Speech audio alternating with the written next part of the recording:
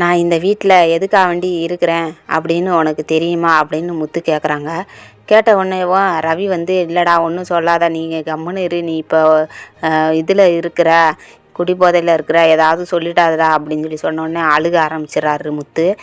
அழுக ஆரம்பித்த உடனேவும் நம்ம அண்ணாமலையும் முத்துவை பார்த்து அழுக ஆரம்பிச்சிடுறாங்க. அப்பா அப்பா, நான் உனக்கு எவ்வளவோ செய்யணும்னு நினைக்கிறேன், ஆனால் என்னால் செய்யவே முடியல பார்த்தியா, நீ கேட்டு இந்த காசு கூட என்னால் ரெடி பண்ண முடியல பார்த்தியா அப்படின்னு சொல்லிட்டு சொல்கிறாங்க. சொன்ன உடனேவும் அண்ணாமலை அழுக ஆரம்பிக்கிறாங்க. உடனே முத்து வந்துட்டு அப்பா இப்போ கூட சொல்லுப்பா, நான் ரெடி பண்ணி தர்றேன், நான் எவ்வளோ கஷ்டப்பட்டாலும் ரெடி பண்ணி தர்றேன் அப்படின்னு சொல்லும் போல் உடனே மனோஜ் வந்து டேய், நீ வச்சுருக்கிற காரே செகண்ட்ஸு காரு, அதுவே போயிருச்சுன்னா அது விற்றேன்னா கூட அது இன்னும் 50,000 கூட வாங்க மாட்டான், இதில் வேறு நீயே அப்பா கேட்குற காசை கொடுக்க போறியா நீயே அப்படின்னு சொல்லிட்டு நக்கலாக பேசுகிறாங்க மனோஜ். உடனேவும் நம்ம மீனா வந்துட்டு அவங்கனாலும் கேட்குறாருல, நீங்கள் அதுவும் கூட தரமாட்டேன்றீங்க, நான் ஒரு நாள் ரெடி பண்ணி தரேன்னு, உங்களுக்கு ரூம் கட்டுறதுக்கு நான் ஏன் காசு தரணும் அப்படின்ட்டு மனோஜ் ரொம்ப திமுறாக பேசுகிறாரு.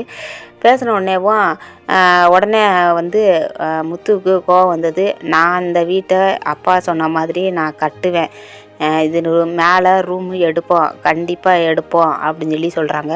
சொன்ன உடனேவும் ரோஹிணி வந்துட்டு உடனே சொல்கிறாங்க, என்ன மீனா சபதம் தான் போட்டுறாதீங்க, அவங்க வீட்டுக்காரர் பேசுகிறத பார்த்தாலேவும் ஏதோ நீங்கள் சபதம் போட்டுற மாதிரி தான் தோணுது அப்படின்னு சொல்லி சொல்கிறாங்க. உடனே விஜயா வந்துட்டு அது விடுமா, நீ வேற இதுக்கு என்னத்த சபதம் போட்டாப்புல என்ன நிறைவேற போகுது, இதுகிட்ட ஒன்றுமே இல்லை, என்ன உங்கள் அப்பா வீட்டில் என்ன கொட்டியாக கிடக்குது எடுத்துகிட்டு வர்றதுக்கு, ஒன்னட்டனாலும் மலேசியாவில் உங்கள் அப்பா இருக்கார், மாமா வந்து துபாயில் இருக்கிறாரு, ஸ்ருதினாலும் பரம்பரை பணக்கார பொண்ணு, இவ பிச்சைக்காரி தானே, இவகிட்ட எங்கள் அம்மா காசு இருக்க போகுது, எதுக்கு சும்மா அந்த நீ பேசின உடனே மனோஜ் ஏதோ சொன்னான்னு சொல்லிட்டு போய் இந்த குடிச்சு போட்டு வந்து இப்போ வளரிக்கிட்டு கிடக்குவார், அது கூட அவங்க கூட சேர்ந்தது தானே இவளும் அதே மாதிரி தான் என்னத்தையாவது பேசிக்கிட்டு திரிவா, நீ விடுமா, நீ போய் படுத்துங்க, நாளைக்கு உங்களுக்கெல்லாம் வேலை இருக்குது, இவங்கள மாதிரி என்ன சும்மாவா சுற்றிக்கிட்டு திரியிறீங்க அப்படின்னு சொல்லிட்டு விஜயா ரொம்ப முத்துவும் மீனாவையும் கேவலமாக பேச ஆரம்பிக்கிறாங்க.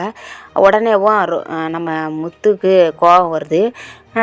முத்து மீனாவை பார்த்துட்டு மீனா என்ன இப்படி பேசிக்கிட்டு இருக்கிறாங்க, நீ கம்முனே இருக்கிற அப்படின்னு சொல்லி சொன்னோடனே உடனே நம்ம மீனா வந்துட்டு ரோஹிணி நீங்கள் பேசுகிறதெல்லாம் ரொம்ப தப்பு, நீங்கள் இந்த மாதிரிலாம் பேசாதீங்க அப்படின்னு சொல்லி சொல்கிறாங்க. எங்களால் முடிஞ்சதுனால நாங்கள் காசு கொடுக்குறோம்ல, உங்களால் முடிஞ்சால் கொடுங்க, இல்லைன்னா விடுங்க, அது எதுக்கு நீங்கள் இந்த மாதிரி சொல்கிறீங்க, எங்களுக்கு ரூமே தேவையே கிடையாது, நாங்கள் எப்படி வேணாலும் கீழே மேலேனாலும் படுத்துக்குருவோம் அப்படின்னு சொல்லி சொல்கிறாங்க. சொன்ன உடனேவும் விஜயா வந்துட்டு நான் தான் சொல்லலாமா, இவங்களுக்கெல்லாம் அதுக்கெலாம் தகுதியே கிடையாது, என்ன எங்கே போய் இதுக்கெல்லாம் காசு வாங்க, எங்கே போய் இதெல்லாம் இது பண்ணோம், இவங்க அப்பா வந்து மாமாவோடைய ட்ரெயினில் அடிபட்டு சாகலைன்னா இவெல்லாம் இங்கே வந்திருப்பாளாக்கும் அப்படின்னு சொல்லி பேசுகிறாங்க. பேசுகிற உடனே நம்ம மீனா வந்துட்டு அத்தை வாயை மூடிட்டு கம்முன்னு இருங்க, நாங்கள் வந்துட்டு இல்லாதவங்க தான், ஆனால் மானரோசம் இல்லாதவங்க கிடையாது, என்ன உங்களுக்கு என்ன இப்போ என்ன ரூமு தானே மேலே கட்டணும், உங்கள்கிட்ட யாருமே ஒத்த பைசா வாங்காமல்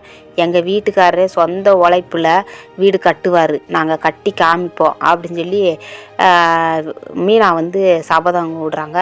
ரோஹிணிக்கு கொஞ்சம் சந்தோஷமாயிடுது, ஏன்னா அவங்கக்கிட்டேருந்து காசு எதுவும் வசூல் பண்ணாமல் இருக்கிறாங்களே, அதனால் கொஞ்சம் நிம்மதின்ட்டு ரோஹிணி இருக்கிறாங்க. உடனே முத்து வந்துட்டு என்ன மீனா இந்த மாதிரிலாம் சொல்லாத அப்படின்னு, இல்லை உங்களால் கட்ட முடியும், உங்களால் திறமை இருக்குது, நீங்கள் கண்டிப்பாக நம்மளுக்குன்னு தனியாக ரூம் கட்டுவீங்க அப்படின்னு சொல்லி அவங்க சபதம் அடித்து விட்டுறாங்க. சபதம் அடிச்சுட்டு மீனா வந்து சவால் விடுறாங்க நம்ம ரோஹிணி கிட்ட.